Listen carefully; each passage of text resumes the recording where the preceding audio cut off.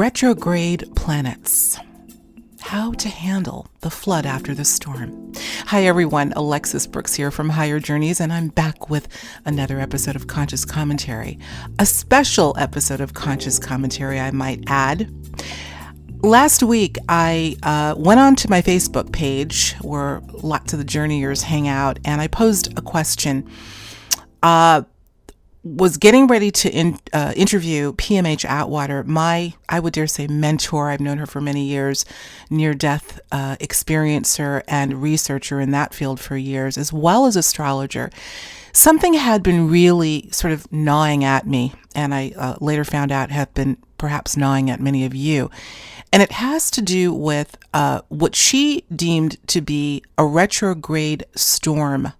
Retrograde storm. And as a matter of fact, she did a very poignant and I might add somewhat critical article back in her June newsletter about, at the time, what we would be facing with this retrograde storm. Essentially, we had 6 planets at one point between June and September, all in retrograde, not for that full period of time, but essentially it was an unprecedented planetary, or I should say cosmological anomaly.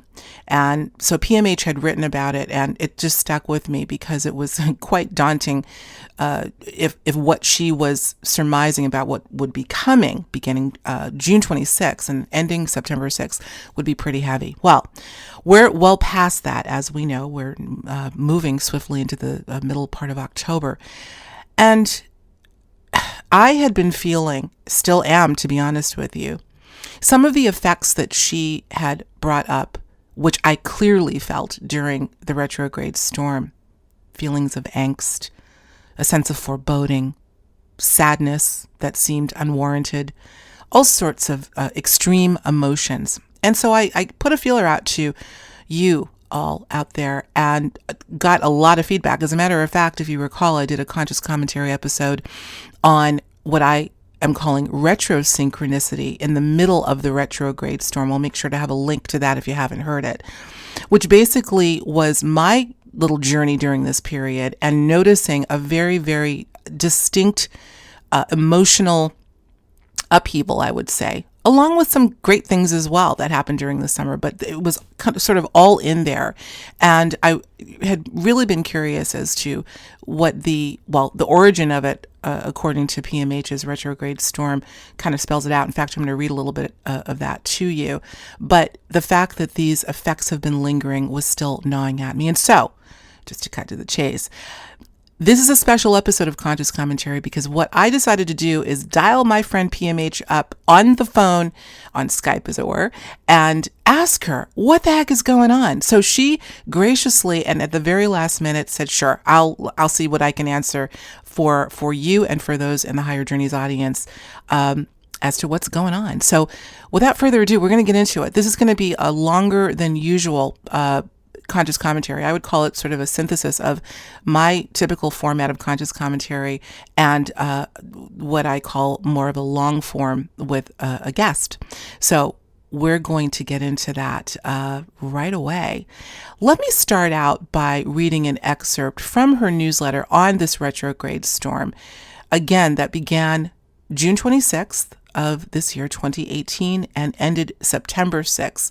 She says, August could well be the most challenging month, especially August 7th through the 19th. Perhaps you can recall what was happening with you during that period if you can. She says, retrograde storm applies to an unusual number of planets all going retrograde at the same time. These planets are Mars, Jupiter, Saturn, Neptune, Pluto, and Mercury. All in all, she says, this chalks up to a crazy, unusual, frustrating, undependable, challenging, upside-down summer with surprise after surprise, both good and bad, with one camp of ideas at total loggerheads with the other, as if we were all living on a Ferris wheel. Costs going up, with nothing as it appears to be, could be fights, unfortunate agreements, unreasonable disagreements. End quote. Okay. Well, We supposedly left this mighty storm at the beginning of September. But I have to tell you, the angst, the sorrow, the confusion, this sense of foreboding, much of what PMH mentioned would be happening during the storm itself is, in my estimation, lingering. So I want to, I obviously approached this with her going right into our chat together, and I want you to hear what she had to say about what the heck is going on. The storm's over, but why are the effects lingering? Listen to what she had to say, and we'll come right back. We are in what is called a crisis era. It began in 2004. It will not end until 2025. This is based on birthing records. This is not astrology. This is birthing records from William Strauss and Neil Howe, who wrote the incredible book Generations. This is also based on business forecasting. This is also based on astrology. It's also based on mass mind. I keep a lot of track of mass mind. It's also based on energy cycles. So this is not coming from one source. This is an amalgam of many sources that are all saying the same thing, including child experiencers of near-death states. So it's a huge amalgam of peoples and sources and channels where we can get all this. Also, we just in touch with your heart, in touch with your mind, looking out the door and seeing the energy and the color changes in the environment, and something big is going on. Well, that big is called the crisis era. And then we move from that into an awakening era from 2047 to 2069. So that gives you the big umbrella. What's happening now, right now, when we're emerging from this incredible summer of retrograde storm, and it really was a storm. We were hit from all angles and didn't know what to do about it. Nobody had a clear idea of what was happening, because no matter what or where or how you did anything, nothing was clear, and things seemed to sort of flip in your face. You just weren't comfortable. Okay, now you're coming out of it. Things are happening, but you're still not comfortable.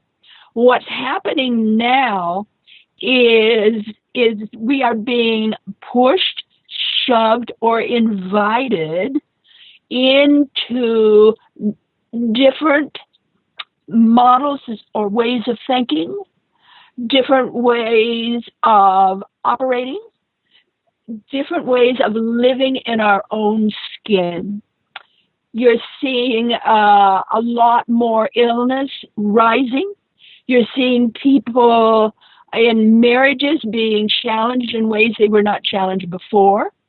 You're seeing our nation, thanks to lovely Trump, who is hitting us in ways no other president has ever challenged us. And in many ways, our country is feeling less than it was ever before. We're feeling uncomfortable in ways we've never felt before, because we feel as if our country's leaders and the way our senators and representatives are leading us, it's in ways where they're not hearing the people. They're only hearing the various cycles and opportunities being presented to them. They're not feeling the cry of the people, if you will. Now, let's give this some balance here. We know as of today that the teenagers in Kenya, Mexico, China, Nigeria, India are more upbeat than ever before. Opportunities for jobs are better than ever before. They're getting educated, their minds are opening up, and they're hot to trot, if you will. Where the teenagers in the United States and in the European countries, also in Canada, are almost scared because they don't know which way to go. They're being slapped, if you will, or presented, if you will, with ideas and thoughts and actions that are contrary to what their grandfathers or fathers, grandmothers, mothers, their school has ever heard or faced before. They're suddenly being faced with the whole agenda of democracy, of being a human being, of respecting each other is all being out in play. So we're seeing this opposition happening in different parts of the world. Parts of our world is excited with what's happening. Other parts of our world where we're living now are feeling denigrated. We're feeling held down. We're feeling challenged in ways we don't like. Now, what you're seeing here is, let me give you some for instances. Right here in Charlottesville, Virginia, at our best radio station, the best woman reporter on that station has been let go, fired. She was the best. Last week, she was fired because she was too good. They couldn't afford her. They're downscaling the format because the boss wants to make more money. So she's out the door. My husband, who has worked for several decades in blood banking, all of a sudden his company is out the door. They're being taken over by Red Cross, and Red Cross has no idea what to do with anybody, and is telling everybody from the old crowd, you're now under a microscope. We don't know if we're going to hire you, if we're going to pay you any money, how much money, expenses, your retirement account. All of that is up for grabs. Now, all of a sudden, people across our country and possibly Canada and Mexico, although I don't know for sure, but certainly Canada, are being faced with challenges or crises or opportunities they never saw coming. It's just pow. People are winding up in hospitals. Pow. Deaths are happening. Pow. Okay, let's hold back here and look at this. We are being offered in the United States, I think, one of the greatest, most wonderful opportunities to wake up. And I think that's the job of Trump, to wake us up. Because we're moving into that time frame of 2020 through 2024, the Pluto return for our country. People don't have Pluto returns because they're over 200 years apart. We don't have them, but countries can, and the United States will. So we're going through we're heading into our Pluto return. That was quite the not just long-winded but power-packed response to my initial question to PMH.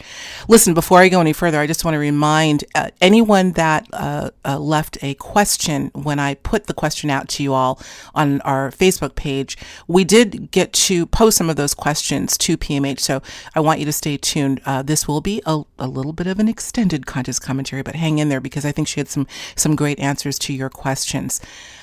Okay, she had a lot to say, obviously, and you know, what I certainly didn't anticipate her going into or sort of bridging into a political discourse, and she didn't too much, but I thought what she had to say was quite interesting.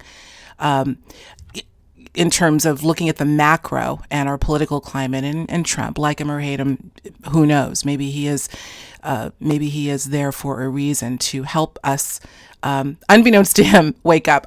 I don't know. This is not a political conversation, but nonetheless, I like the way she sort of wove that in.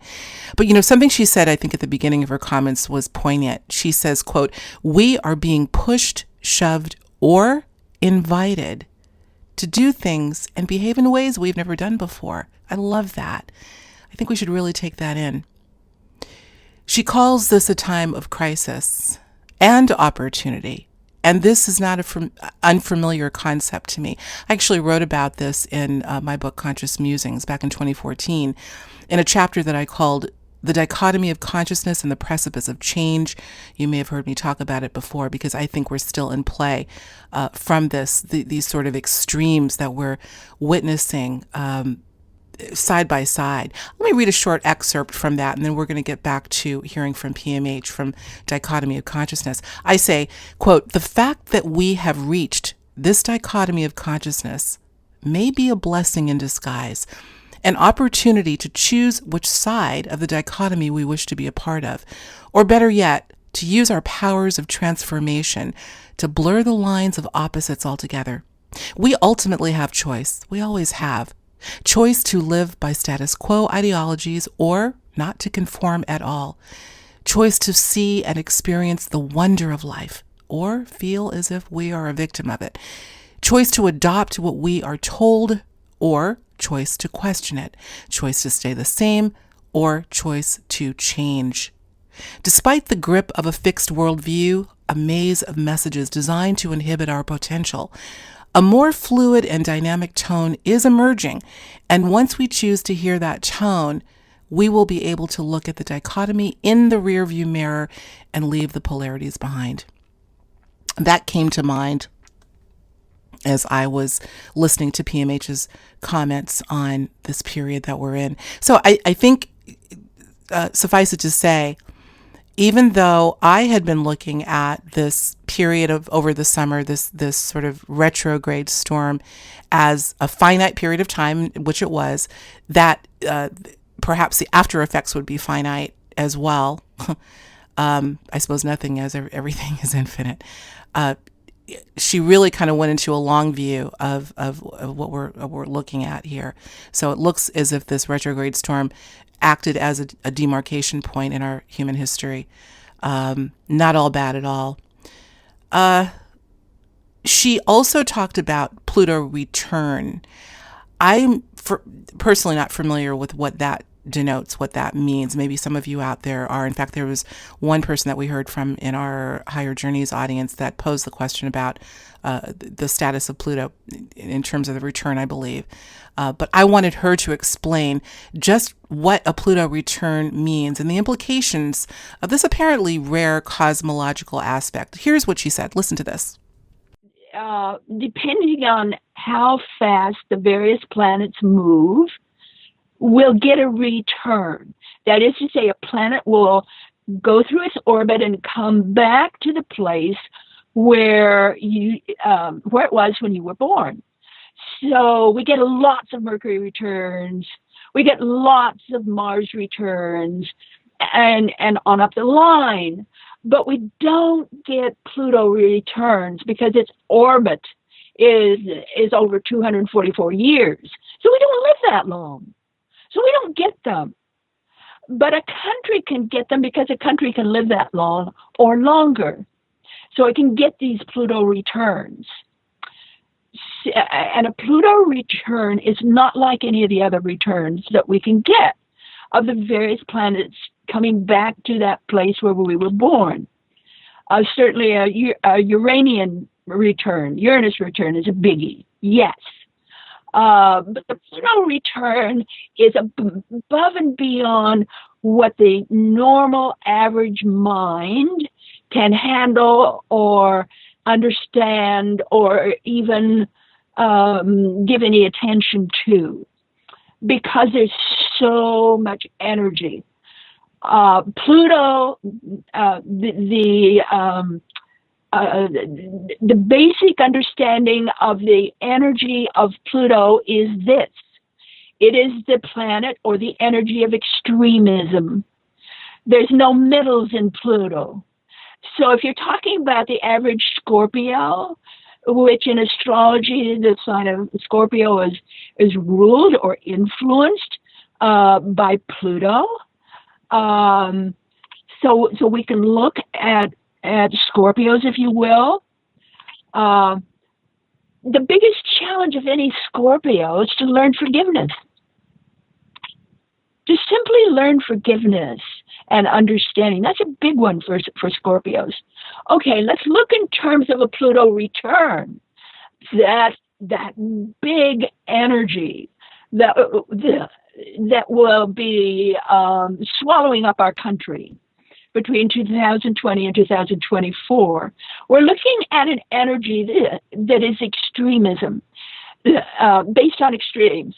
Really, really great or really, really not so great. No middles. You don't have middle. So, the energy of Pluto, or I should say Pluto return, is the energy of extremism.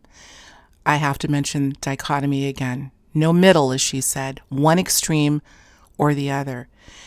She said something that could potentially be disturbing when she said that the Pluto return could potentially swallow up our country by 2024. And I'd have to imagine that what she meant is could, meaning we'll either thrive or we won't survive.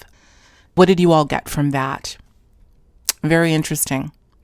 Now, this next clip is something, once again, that I didn't expect her to fold in. But again, I think PMH is great at sort of taking one idea and really expanding on it. As I say, looking at the macro, looking at all of the things that come under this big umbrella of what she's calling the crisis era. So she did go into some things that I didn't expect, but I think were timely and important to mention. One of them had to do with impropriety, family secrets, in this case, sexual abuse. Now, we all know what's been front and center in our public discourse, particularly the mainstream media these days, and it's been sustained for so long, so long. I will say again that what we're hearing when it comes to these stories of sexual impropriety are just the tip of the tip of the tip of the iceberg. We know that this is heinous enough as it is, all of these sexual assault allegations that are coming out in virtually every corner of our world and industry. But we know that there's an even darker dimension to all of this that I would not be surprised is going to start to come out as well. But listen to what she had to say on this particular thing and how this all comes, as I said, under the umbrella of what she's calling the crisis era. Here's PMH once again. All that's happening now is enabling us to look again at our own pattern of behavior, especially males, females, families, moms and dads, kids. The pattern of behavior that we have had for a long time as people in the world. Your family, your grandparents, your great-grandparents, going way back, even in our religions. How do we really feel about those patterns? I can just simply go back in my own life, and when an uncle of my youngest daughter was molesting her, and I screamed and yelled at the whole family, I was told we don't discuss things like this in the family. Okay, that kind of mindset has survived in our culture for a long, long time. It survives in the world for a millennia or more. All of a sudden now, we have to look at that because it's being played out in a big way all over the world. So I don't know about you, but I'm excited. I'm excited because these old patterns of male-female behavior, these old patterns of governance and democracy, these old patterns of richness and jobs and what it takes to get ahead, we are having to stop and look at that and question ourselves and say, wait a minute, we have to stop here. And in stopping, that's kind of hard on the budget. So we're being challenged in that regard to continue our lifestyle, and yet at the same time, re-identify our lifestyle.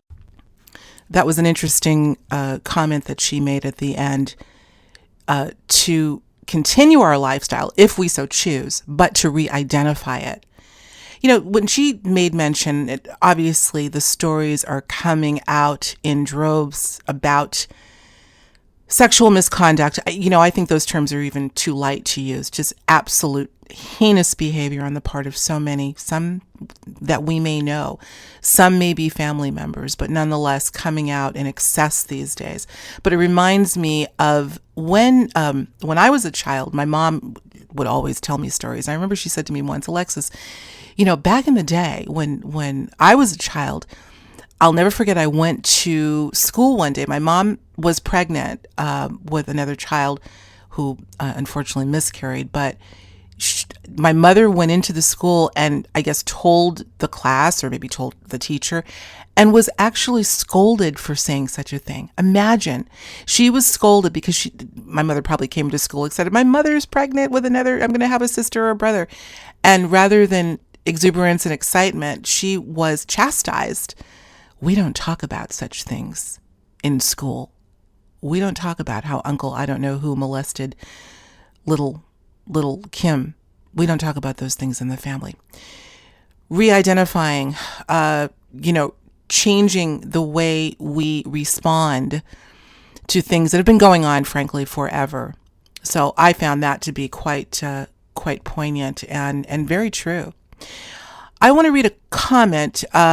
We've got several that we're going to be reading throughout the course of Conscious Commentary today, but this one comes from Julie. When I simply asked the question, are you still feeling the effects, or I should say after effects of the retrograde storm? And she says, quote, oh yes, it's been rough. She asks, when will these energies begin to subside? Is there really an end to this? Well, PMH had a great analogy as to what's happening now, and that would partially address Lisa's question. Then she goes into, and this was great, because we want to look at the problem, but we also want to look at the solution. She goes into some of the things that we can do to mitigate the effects, or in this case, the after effects of this storm. So listen to what she had to say in that regard. Okay, let me give you an analogy, and it's perfect. Think North Carolina. Think Hurricane Florence. They are still flooded. It's been weeks later because the rivers went over their banks. So they can't just go in and deal with it. That water is still there. Their homes are still destroyed. How do they live? Where do they go? So it's that same analogy. We can't go back to the old ways of families, of jobs, of where you live, even where you buy your groceries. We're all being invited to look again and find other and different ways. I too have been attacked, my research, myself, in the broader sense, toward the end of August, when I was giving a talk in the state of Washington. So I have been challenged. Everybody I know has been challenged. And one of the things I've learned is right away, stress relief, right away. Stand where you are, feet on the ground, hands at your sides, head up. Take a deep breath. Don't think anything. Take another deep breath. Take a third deep breath, only this time, as you release that air, swallow. Swallow right away. That will immediately change the synapse in the brain. It will allow the synapse to start to unravel. Start doing simple things right now. Not worry things, simple things. Decide that you want to take an action, do it. But do it with grace, understanding that it may not turn out the way you want to, but at least you know enough to realize there was an opportunity there, and there will be another one, and there will be another one. The way to handle this is through easy stress relief measures. If you haven't read my book, A Manual for Developing Humans, get it right now. It gives you all the simple, easy steps to be the human being you are, to live the way you want to live. And it's based on breath. It's based on simple things. Whenever you're challenged, realize, thank you, God. Thank you, God. I'm being given an opportunity to look at this in a different way. So, stress relief, look at it in a different way. It's simple things. And it's consciousness, realizing that it can flow now in a different way, probably several steps along the way that will lead us in an opportunity to revamp and change our own consciousness in our own body. Once we do that, things will begin to flow. First of all, I love the storm analogy that she used because I think it's probably the clearest example, perhaps even a physical mirror of what we're going through metaphysically. As far as that storm analogy is concerned, the storm may be over, but the floods are sustained. I actually asked PMH about when we're looking at storms of late and, take, what did we have last year? My God, there were just a slew of them, not the least of which was in Puerto Rico, of course, in parts of Texas with, I believe it was Maria. Whether the storm after effects seem to be sustained for a longer period of time than, say, a decade ago. And she answered absolutely yes. So my thought was, if that's the case, could it be that as, nature provides a metaphor or really a mirror for what we're going through on an inner level, could that be indicative of what we're seeing now with the sustained after effects of this retrograde storm? By the way, Julie, I know that I put your question out there. I don't know that she directly answered it for you. I hope that was helpful. But again, I think that the implication is that this is not about a period of time after the storm, but a turning point. This is a marked turning point that really says things aren't going back. We're moving forward. And I say for that, that's a good thing. Julie said again, when are these energies going to begin to subside? I would imagine that there will be ebbs and flows to these energies. I felt them. I tend to be somewhat tuned in, perhaps empathic planetarily, and will really monitor my own feelings, and we'll see, and sort of up, down, ebb flow. So I would just add my 2 cents and say that that's probably what we're going to see as well. There'll be periods that will be more intense, those that will perhaps have some effects that wane a bit. So that's that. Let's go to another question that was posed by Martha from our Facebook page. She asks, when will Pluto's transit of Cap reach its peak, as in max, I believe she meant to say disablement, before transformation? When will Pluto's transit of Cap reach its peak? Let me play this clip for you, Martha, and she answers your question. Well, the peak is 2022, but because Pluto is so powerful, it's going to take the full 4 years. So we're talking 2020 through 2024, but the peak year is 2022. Martha, I hope that helped to answer your question. You know, it's interesting. As much as I love the idea of astrology as well as numerology, because I think we can glean a lot of insight in terms of how we work, how obviously our planetary system works. I've never really been deep into it, but you know, when I hear people like PMH, as well as my friend Sharon Milstein, talk from this perspective, it makes me want to study it a bit more. So perhaps you'll become a bit more interested as well. Here's another question from Lydia from our Facebook page. She asks, it seems that most people I'm in contact with are on edge and react quickly in negative ways, only to apologize afterwards. She wanted to know, is this a part of that storm? Let's hear what PMH had to say. Yes, it's part of the pattern. Not the storm. The storm is over. It's part of the pattern that is continuing.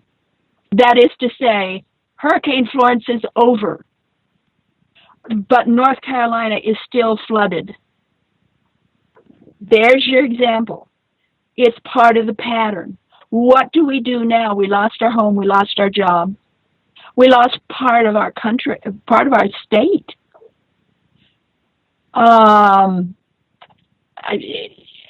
Carolina was a major producer of chickens and pigs. They've been wiped out. They're gone. So she went back to the storm analogy, I think, because it's the cleanest and certainly most succinct. She continues to reference that. And I'm looking at your question again, Lydia, in terms of looking at the behavior of people. I think she addressed that earlier on in the discussion about people's behavioral patterns changing as a part of this crisis. But that's not to say it's a bad thing. I think people are just really sort of reevaluating, at least those that are thinking. I do happen to think there are a lot of people out there that are just knee-jerk in terms of their response, and oftentimes it can be a bit perplexing. But I do think there are some people that are really, I suppose, changing their personality. I want to read your question again because I think it's a good one. People are on edge. You're saying it seems that most people I'm in contact with are on edge and react quickly in negative ways, only to apologize afterwards. Well, you know, it's interesting. I would agree with you. I have seen instances of that, and it seems to be standing out to me and standing out more. But you know what's interesting, Lydia?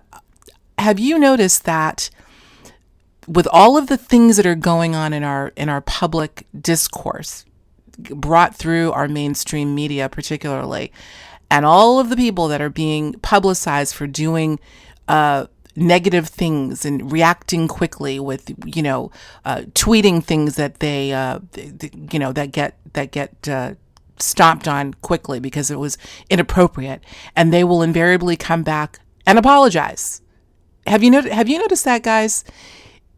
We've been seeing this pattern for a while, and I've always wondered, okay, is this sort of set up this way?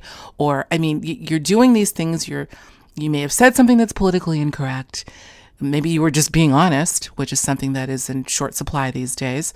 But invariably, the individual that is chastised and criticized for doing whatever, fill in the blank, will invariably come back and tweet an apology or post it on Facebook or maybe say it verbally. So I don't know, maybe what you're seeing in your circle of people that are reacting quickly or doing negative things and then apologize are mimicking what they're seeing on television or in the news. I don't know. It was just a thought that came to me, but I do see that there is a pattern of that. So could it be that people are just sort of reevaluating and maybe thinking about after the fact what they said? Do they need to be chastised in order to say, I guess that wasn't appropriate, or I'm being forced to apologize based on the pressure? Just thought I'd put that out there.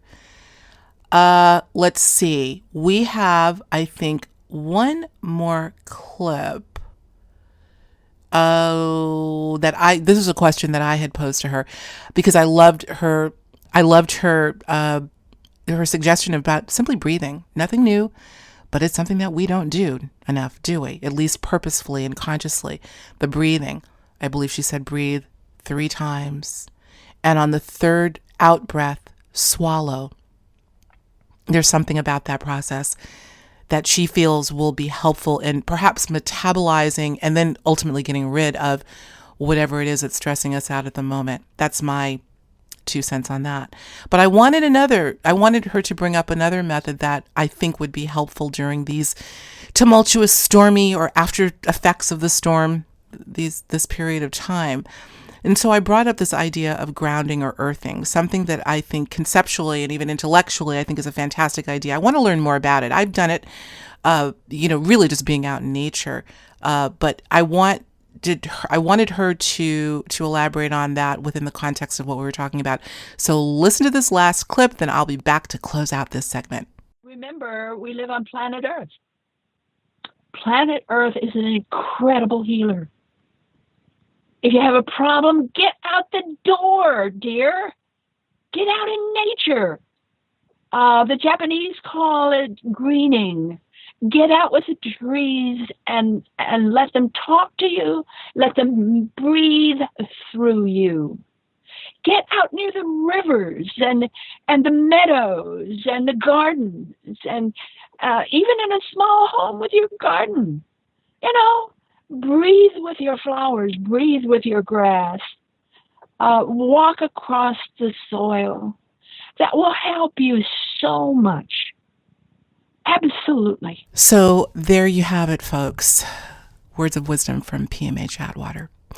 I mean, look, you may agree or disagree with some of what she had to say, but I think the overarching message is that we are in a sustained period of change. We've heard it many times. We've heard all of the euphemisms that go with that, but I think it is indeed true. And I do think that if we are alert, aware, really in tune, as she just talked about being out in nature, I think that helps to sharpen our acuity in terms of noticing those ebbs and flows and what's going on based on how we feel emotionally. We can sharpen that, and we will notice that something huge is going on.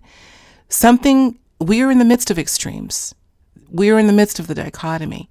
But in my book, Conscious Musings, where I talked about dichotomy of consciousness, precipice of change, I reasoned that once we reach that point and then can get on the other side of it, we're going to be in good shape.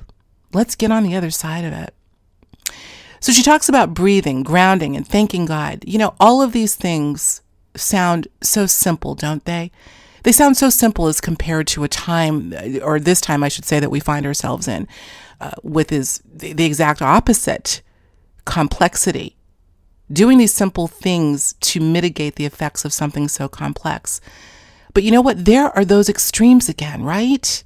There's something quite interesting there. So maybe the solutions that we need to be employing during these times are indeed well matched to the problems or challenges. Match challenge with simplicity. Do it. So there's something to be said. I certainly hope that this discourse didn't put you further into the ditch in terms of your feelings, because it is, it's rocky. I've heard so many distillations from a variety of individuals, speakers, and people that are in this field of work on how where we are in the midst of a shift. I would agree. And we need to buckle up because it's going to be rocky for some time. But she says, and I too agree, that in the midst of all of this tumult, there are also opportunities. I want to go back and read this little from her Retrograde Storm June newsletter, and then we're going to stop after this because we are going to move forward. I've covered it in a previous conscious commentary. We're covering it today, and then I'm going to let it go. But she says that, let's see, all in all, this chalks up to a crazy, unusual, frustrating, undependable. Nothing as it appears to be. Maybe it wasn't in this particular paragraph. Forgive me for that. But I know that within her explaining this, she talked about both good, incredible opportunity as well as the despicable and the crazy and the unbelievable will all be in there. And I've seen that myself. Have you? Particularly during the summer. Did you have some amazing, amazing things happen to you, as well as some things that were just, you couldn't see them coming and they weren't so great? As always, I'd love to hear from you. Please let me know. And thank you for enduring this special. I hope you liked it, in rather long conscious commentary, but I had the epiphany. I got to get PMH on because this is still gnawing at me. And I know it's been gnawing at some of you as well. So we were, and I'm delighted that we were able to address it for you on this special episode. So that is going to wrap it up for this week. Hey, listen, next week, which is our long form, real long guest format, I'm trying to get Linda Moulton Howe back on the show. We've been in communication on a whole set of other issues and things that she's been talking about on her Earth Files reports, as well as her very, very active YouTube channel. And so I'm hoping to hear back from her. I'll let you know as soon as I know whether she'll be back. If not next week, we hope to have her soon thereafter. So stay tuned for that. Also stay tuned for more interviews coming from the UK. We're moving a little bit slow because we're trying to fit in some of the shows that we're doing locally, as well as racking up the production, doing the shows, or doing the producing, I should say, of the shows that we filmed on location in the UK. But rest assured, they will be coming right around the bend. Okay, folks, we will talk to you soon. Hey, listen, before I let you go, if you haven't subscribed, don't forget, subscribe. Go ahead, hit that red button, would you? And while you're at it, once you do, you'll see a notification bell that's right next to it, I believe, right after you hit the subscribe button. That way, if you hit the notification bell, you will be notified as soon as there is a new episode of Conscious Commentary and Higher Journeys. Any episode, all episodes, you will be notified as soon as they post. So please do hit that notification bell. Thank you as always, guys, for enduring me during my Conscious Commentary. Love you all. I appreciate you. I appreciate your feedback. Listen, be blessed and say thank you, because I know, as tempted as we are to focus on the things that are not working in our lives, I'm sure there are many things that are. And I think with a simple 2-word affirmation, thank you, we will see more that we will be thankful and grateful for. So with that, I'll leave you for now. I'll talk to you all soon. Take care.